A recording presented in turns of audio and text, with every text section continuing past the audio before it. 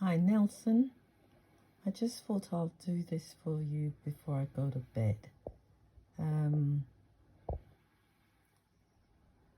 Let's see now. This is just a quick explanation. That is the width of the fabric or the mattress. This is the fabric that you require, which is 110 by 98. But I've said to round it up because when you buy fabric, it will be 110 by 110. So, yeah. I've allowed 10 inches going around the corner, the top, and at the side, 10 inches going around all the way around. This is the fold. Whoa, it's come out of focus.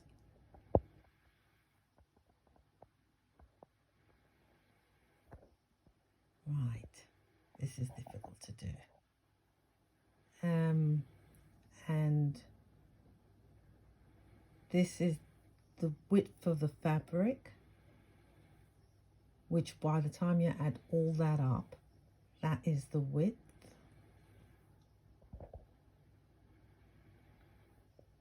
And 100 divided by 39, which is a meter, gives you 2.5, which I hope this answers your question, but never buy the exact amount of fabric.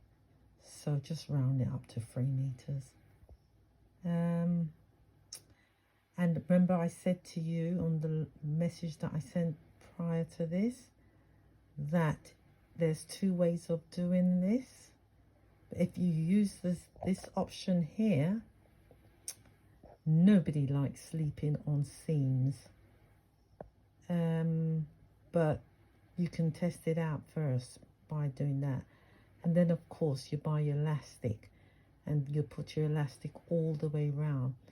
And basically when you do this, you'd have to actually, before you miter the corners for it to go around, you just put the fabric on your mattress and miter it, pin it into position, and that will give you your miter corner coming down here, going across.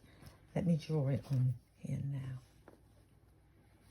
Miter that there, and there, and there, and there. So all you do is miter it, and then cut it around from there. Go and cut it around, right? But if I was you, don't cut this section here.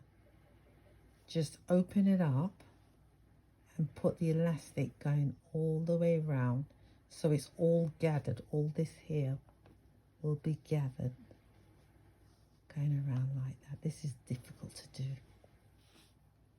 but as I said to you before, it's just a quick, because tomorrow I'm going to be really extremely busy. Right, so you will have all this fabric loose and just tidy it up, and then continue putting your elastic all around.